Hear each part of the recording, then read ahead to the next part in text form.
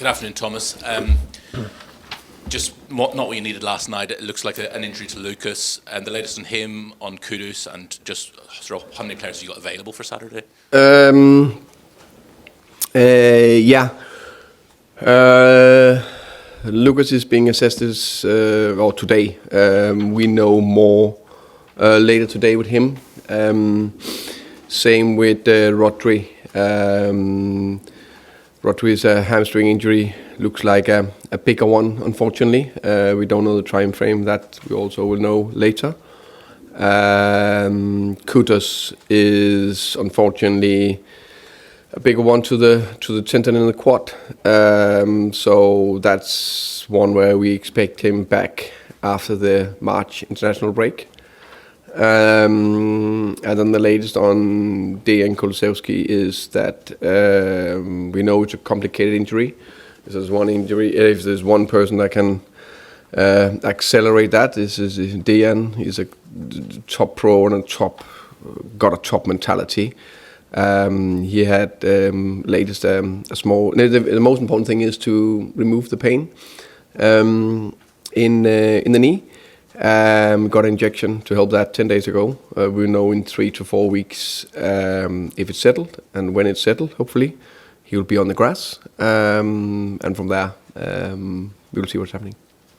Just on the fallout from last night, you'll be aware now of the confrontation between some of the players and the fans at the full-time whistle. I imagine it's a pretty new situation for you. You never really experienced this at Brentford. How difficult is it to turn that relationship around when it has become that tense, broken, toxic, call it what you will? I think it's, I said last night, I think our away fans were very good throughout the game. They was backing us, singing, supporting, exactly as they should do, and we hope they would do. Everyone will be happy when we win more games. It's as simple as that. To complicate matters, your club captain then implies on social media that the club's hierarchy need to front up when things are going badly. How much does that make your life difficult? How much does that make a bad situation even messier? I think after Cuti became the captain, I think he's done a lot of good things right. I said it when I named him the captain that he's an experienced player that tried a lot. He's still a young leader. And I think a lot of the things he's done well on and off the pitch, I'm happy with. Actually, I'm very happy with his performance last night. I think he was a true captain in many ways throughout the game. Half-time when it was speaking up at half-time when we're 2-1 down, keep believing, keep doing the right things. But also when you're a young leader, sometimes you make a mistake. Of course, it's good to keep it internally. Johan and I had a good conversation with him this morning about everything, which we of course keeps internally. So yeah. I appreciate that conversation stays internal, but was it along the lines of, that really doesn't help a message like that? Can you not? No, do that, of course. I think we all know that. So we had a good conversation about things. Just a final one from me. To turn things around, do you need to bring players in? If I were to say to you that the squad will remain unchanged between now and February the 2nd, is that acceptable? I think there's a couple of things in it. I think the last 5 games we played, Liverpool, Crystal Palace, Brentford, Sunderland and Bournemouth, I think it's been consistent, good competitive performance through the roof. No, but good competitive, consistent performances, and that's what you need in a long season. Those 5 games should have given us more than the 5 points we got. Probably 8, 9, 10 points.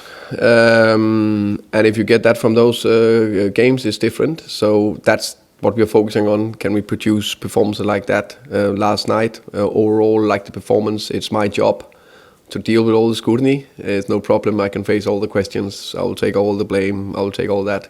Also my job to look through everything and look through the defeat last night. Of course, is very emotional, tough to take for everyone. But I think it was in many ways good.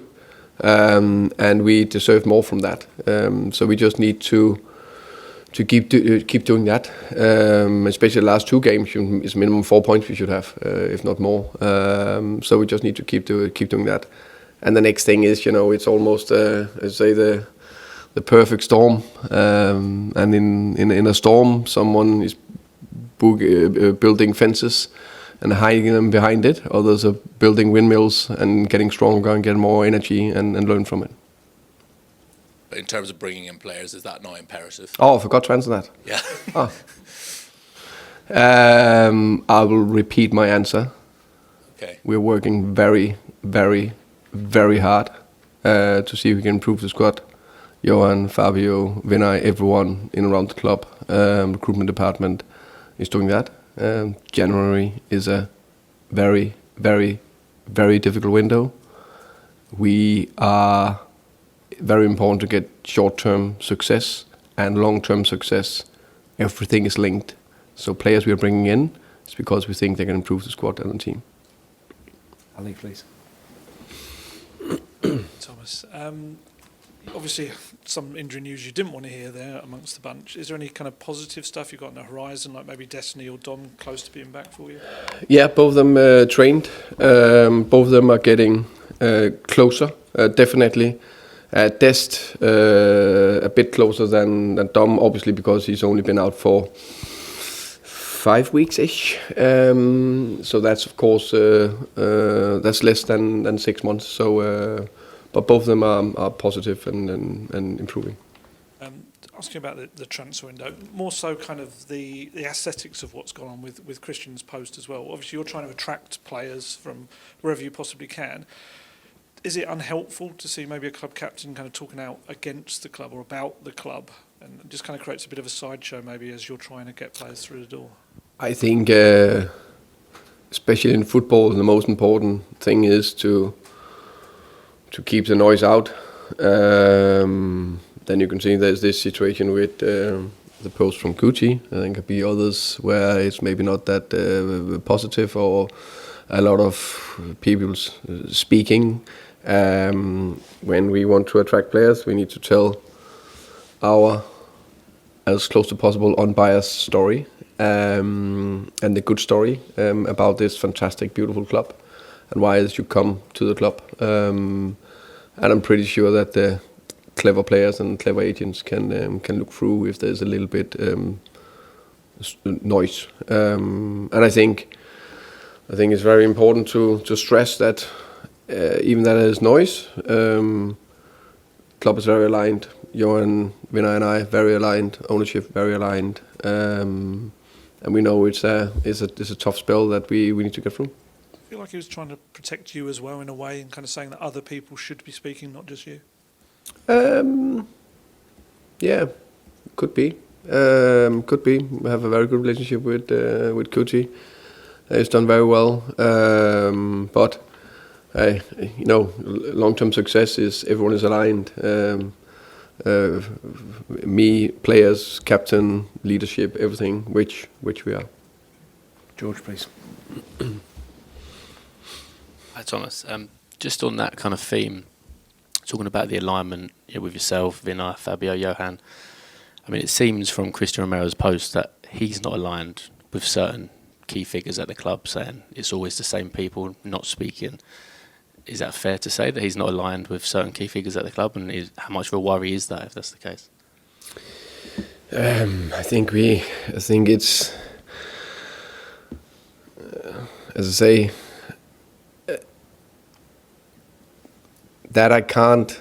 You probably need to ask him, and it's not that often he does do the press, so it'll be a little bit. You need to wait till you speak to him. But what I know is he's been here for 5 years. That's one thing. What I just know is that I look at where I've been here for a little bit, 7 months, and I see a very aligned club. So it's just up to us to prove that. And I guess, as you mentioned, you've been here 7 months. I think you've had 30 matches now. You've only won 11 of those 30 matches, and the team are 14th in the table after 21 games, which is the exact same position last season. Do you feel you've shown enough to deserve more time, and do you feel like you're going to get more time? Yeah, no doubt about that. And put it this way: would we have loved to be higher in the table and have more points? 100%. We're working very hard every single day to make sure we perform well, and we are land in the best possible position in every season. The thing we need to look at is the game on Saturday, FA Cup, good opportunity against Villa. A very good team is flying this moment in time, but a good opportunity to progress in the FA Cup, a tournament that is very important for the club, for the fans. As we won 8 times in history. I'm working hard with the staff, with the players, with the leadership. So this is just a tough spell. We will get through this. You obviously say you're working hard, and obviously you are. But have we seen enough in 30 games from an attacking point of view to kind of justify you getting the time that you want? We definitely want to do more. I think we scored enough goals. If you compare to that, do we want to score? Not enough, but acceptable amount of goals. In the kind of the style of football is entertaining enough, because I think you're right. You have scored goals, but is it kind of dominant and attacking flair that's always been in Tottenham's history?